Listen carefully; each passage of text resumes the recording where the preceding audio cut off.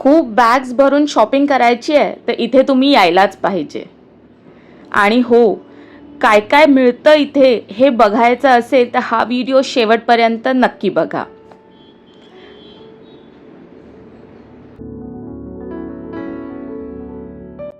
High, welcome back to my channel.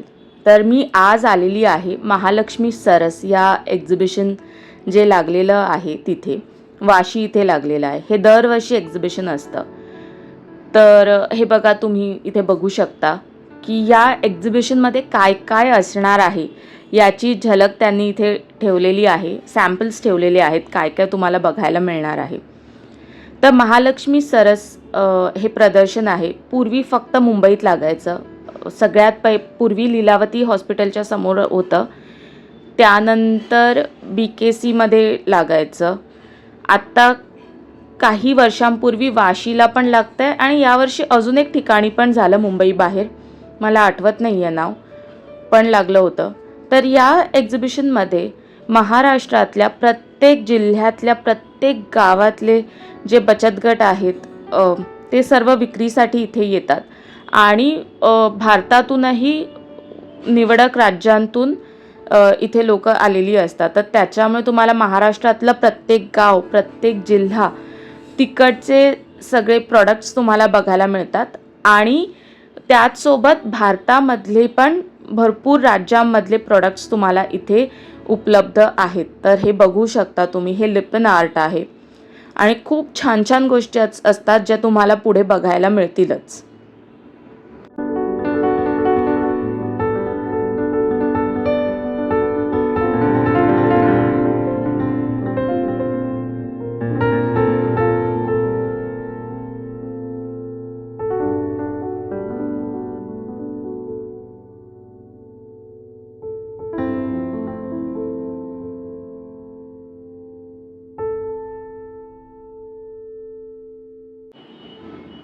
मी जसं तुम्हाला सांगितलं की महाराष्ट्रातल्या जिल्ह्यातून प्रत्येक गावातून लोक आलेली आहेत इथे. तर हा बघू शकता तुम्ही, अमरावतीचा स्टॉल आहे. इथे छान की होल्डर वगैरे होते. त्यानंतर हा अहिल्यानगरचा स्टॉल आहे. इथे बघा, गूळ होता विकायला, लोणची आहेत विविध प्रकारची. हा स्टॉल आहे लिपन आर्टचा स्टॉल आहे. आणि इथे मस्त मस्त होते सर्व. वॉल हँगिंग्स होते. हे खणाचे कपडे आहेत. लहान मुलींचे फ्रॉक्स होते. हे पण खूप छान होते.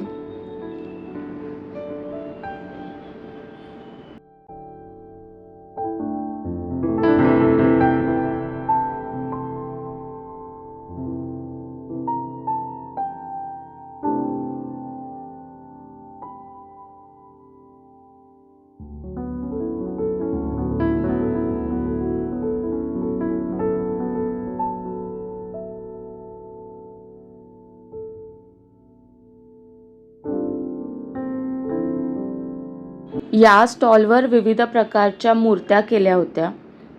ही लाकडी खेळणी होती, भांडी. आणि हे सर्व मूर्त्या त्या मातीच्या वेगवेगळ्या छोटे छोटे असतात ना ठेवायला, त्या प्रकारचे आर्टिफॅक्ट्स होते. खूप छान होते. या स्टॉलवर अगदी पारंपरिक दागिने होते, म्हणजे जे ठुशी असते, वजरटीक असते, जोंधळी माळ, बोरमाळ, खास असा कोल्हापुरी साज, सगळं होतं. मला खूप आवडलं. जोंधळी माळ होती. छान स्टॉल होता हा.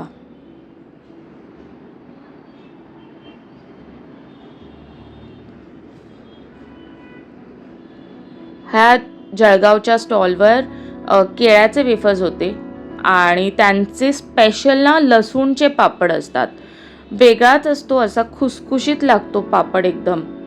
तर हे फेमस होतं तिकडचं. आणि त्यासोबत तांब्याचे दिवे होते. आता हे खूप इंटरेस्टिंग प्रकार होता इथे. केक होते. यावर्षी यांना एक्झिबिशनमध्ये अशा प्रकारचे केक्स खूप बघायला मिळाले. मे बी त्यांना यावर्षी ट्रेनिंग दिलं असेल बचत गटांना, तर त्या प्रकारे त्यांनी बनवून आणले होते.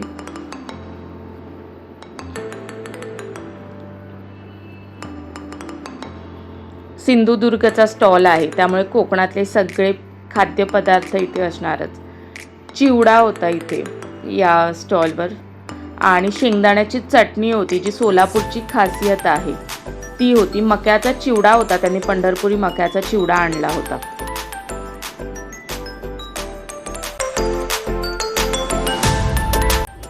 आता ह्या ज्या ताई आहेत इकडच्या, या जालन्यावरून आल्या होत्या इकडे. आणि या स्टॉलवर ना गोडांबी होती, त्यानंतर बिब्बे होते, बिब्ब्याचं फूल होतं आणि चिंच ठेवलेली विकायला. तर तुम्ही सर्च करू शकता गोडांबीचे काय उपयोग आहेत. तर आम्ही इथून या स्टॉलवरून आम्ही गोडांबी घेतली आणि चिंच घेतली आणि फूल पण घेतलं बिब्ब्याचं, चांगलं होतं.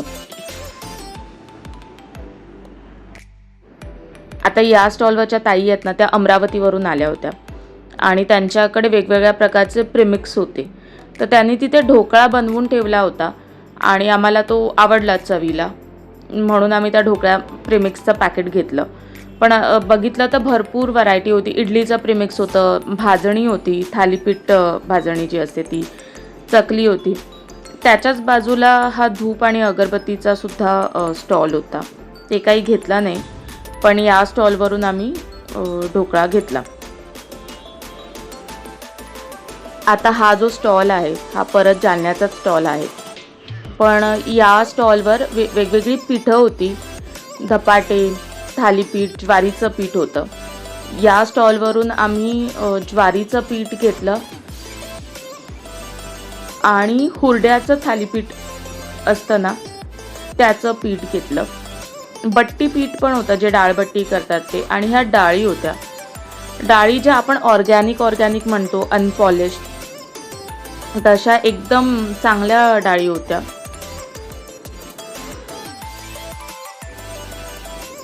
या स्टॉलवर विविध प्रकारची लोणची होती. या वर्ध्यावरून आल्या होत्या. आम्ही कवट लोणचं घेतलं, कवठाचं.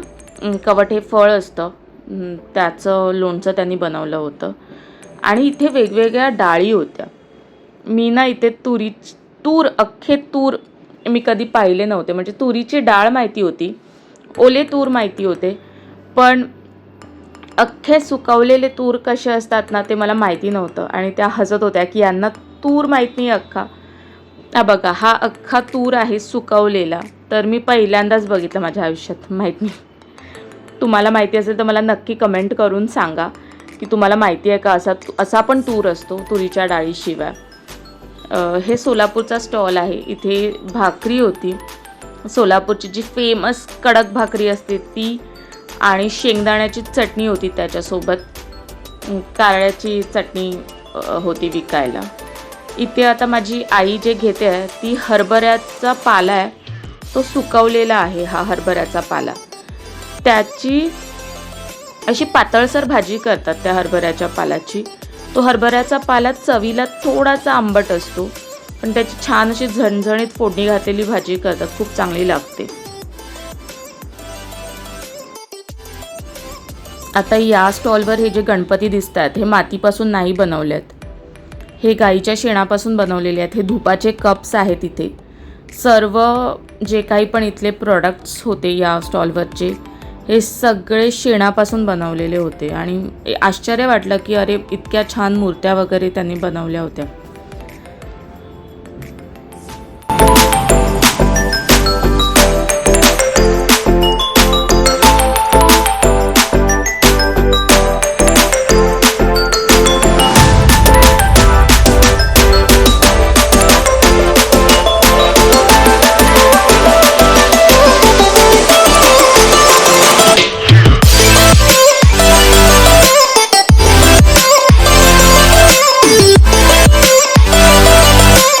हा कोल्हापूरचा स्टॉल होता. आणि अर्थात कोल्हापूरची जी खासियत आहे, कोल्हापुरी चपला, त्या होत्या. विविध प्रकारच्या वेगवेगळ्या बांधणीच्या रंगातल्या कोल्हापुरी चपल्या होत्या, खूप छान होत्या.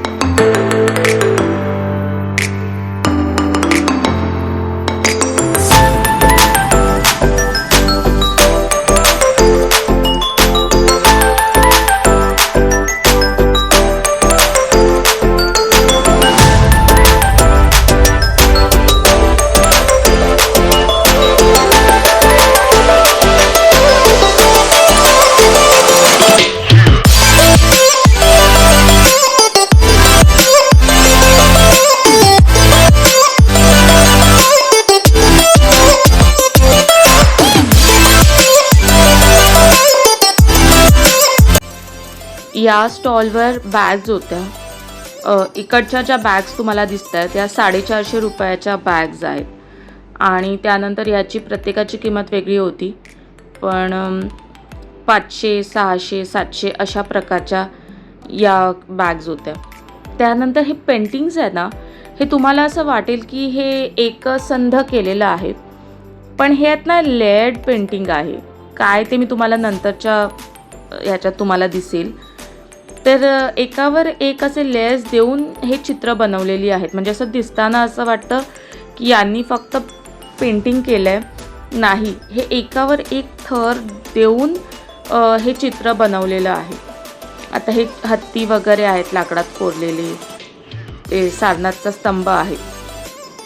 इतके सुंदर चित्र होती नाही. हे नृसिंह आहे, त्यानंतर गणपती आहे. पुढे मी तुम्हाला अजून एक राधाकृष्णाचं फोटो दाखवते, तर त्याच्यात तुम्हाला कळेल की मला नेमकं काय म्हणायचं आहे. हे बघा, जवळून तुम्हाला दिसतंय कितपत मला माहीत नाही व्हिडिओमध्ये, पण हे बघा, हे फूल वेगळं आहे, त्याचं खालचं वेगळं आहे आणि असं एकावर एक थर कापून ते बनवलेलं आहे. सो त्याला उठाव येतो, एम्बॉस ज्याला म्हणतो ना त्या प्रकारचं. सो त्याचा मागचा भाग वेगळा आहे, त्याच्यावर फूल चिटकवलं आहे किंवा ते मंदिर आहे ते वेगळं करून मग तसं पेंट केलं आहे. म्हणजे असं लेयर्ड पेंटिंग आहे आणि इतकं छान होतं. या स्टॉलवर हे कानातले होते, मण्यांचेच होते, पण किंमत खूपच जास्त होती. म्हणजे हे सगळे बीड्सचं लावले, हे 1,500 हजाराचं सेट होता, उत्तर प्रदेशचा दिसतोय. आणि हे बेल्ट वगैरे सुद्धा म्हणजे मला महाग वाटले.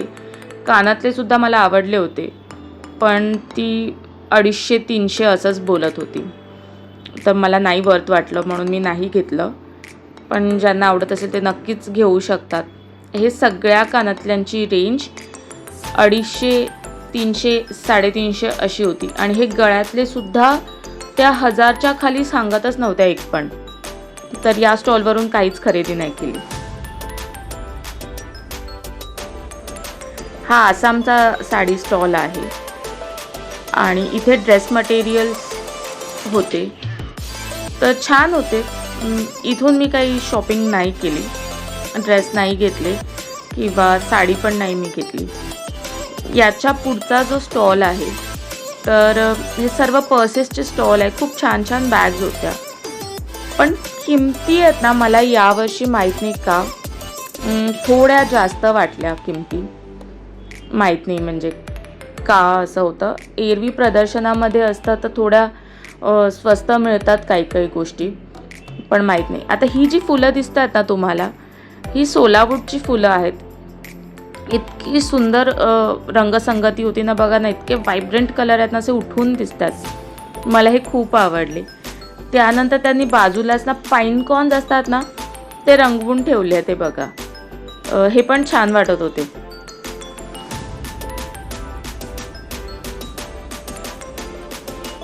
आता या स्टॉलवरच्या ह्या ज्या साड्या आहेत ह्या 1200 रुपये किंमत होती, पण अशा प्रकारची माझ्याकडे आहे साडी म्हणून मी नाही घेतली.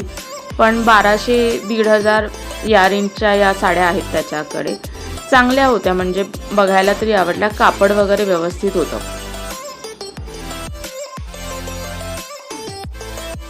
आता हा जो स्टॉल आहे ना, हा मध्य प्रदेशचा लिहिला होता, पण याच्यात अशा ज्या चंदेरी साड्या असतात त्या प्रकारच्या साड्या नव्हत्या. याच्या पुढचा जो स्टॉल आहे तो पंजाबचा फुलकारीचा आहे. तुम्ही बघू शकता, इतकं छान होते, पण किमती खूपच जास्त होत्या. म्हणजे हे जे ड्रेसेस आहेत ना ठेवलेले, 3500, 4000 अशा किमती होत्या या ड्रेसच्या. पण डिझाईन खूप चांगली होती, बघितले आम्ही.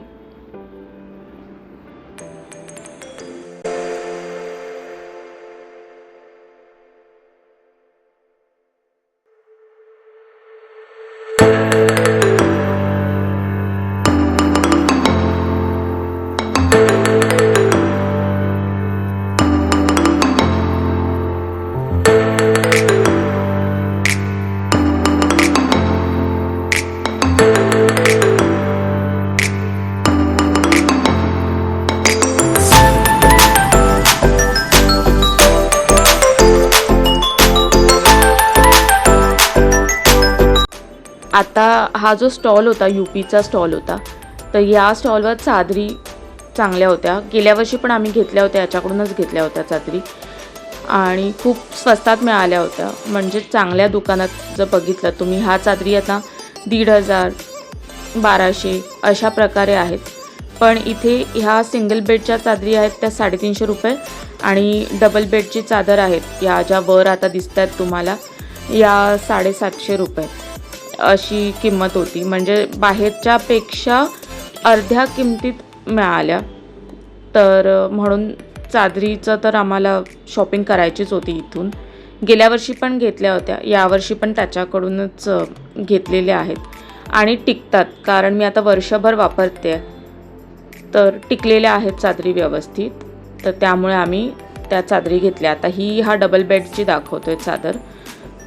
चांगले व्यवस्थित लांबलचक चादरी असतात त्याच्या. थोडं शॉपिंग केल्यावर आम्ही जेवायला गेलो.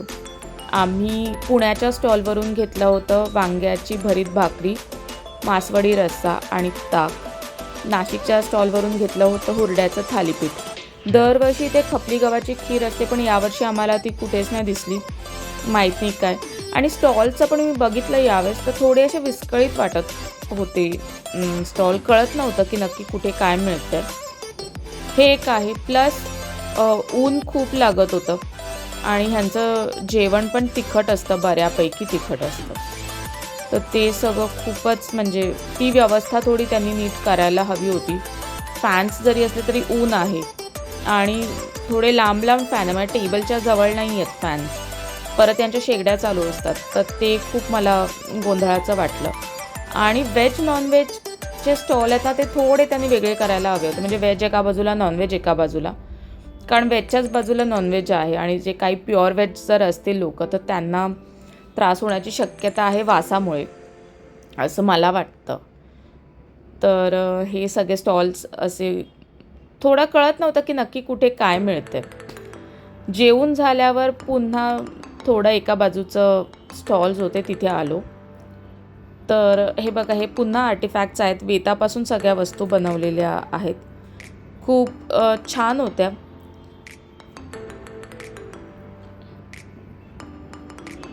या लॅम्पशेड आहेत, बांबूपासून बनवल्या होत्या.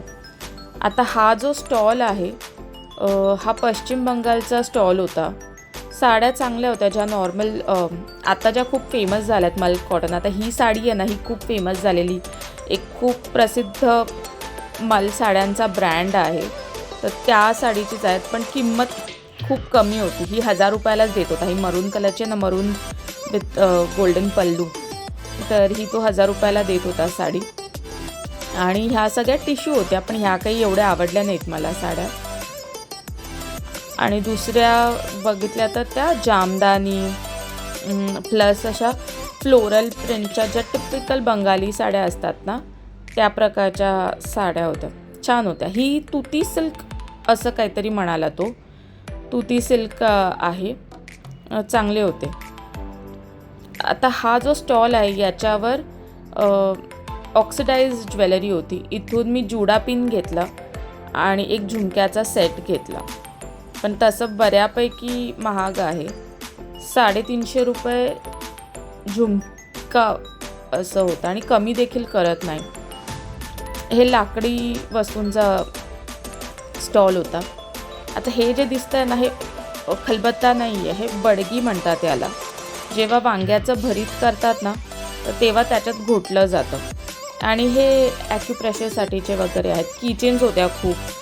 हे मोडा बसायसाठीचा. हे कॉर्नर पीस ना मला खूप आवडतात,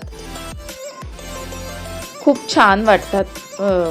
आणि मला ह्याच्यातलं काय वाटतं, हे डिटेलिंग बघा, किती छान प्रकारे त्यांनी काप केलेलं आहे. मस्त. हे मला खूप आवडतं. हे कॉर्नर्स जे असतात ना ठेवायला, ते हे सगळे दगडावरची घड्याळं बनवली होती. तर असं होतं हे एक्झिबिशन. खूप चांगलं आहे. बऱ्याच गोष्टी माझ्याकडून कवर नसतील झाल्या, पण एकदा तरी भेट द्या याला. तर हे 4 एप्रिलपर्यंत आहे. वाशी सिडको एक्झिबिशन सेंटर इथे सकाळपासून रात्रीपर्यंत असतं, 9 पर्यंत असतं मला वाटतं. तर जरूर जा. आणि हा व्हिडिओ आवडला असेल तर प्लीज लाईक करा, शेअर करा आणि सबस्क्राईब केलं नसेल तर जरूर करा. बाय.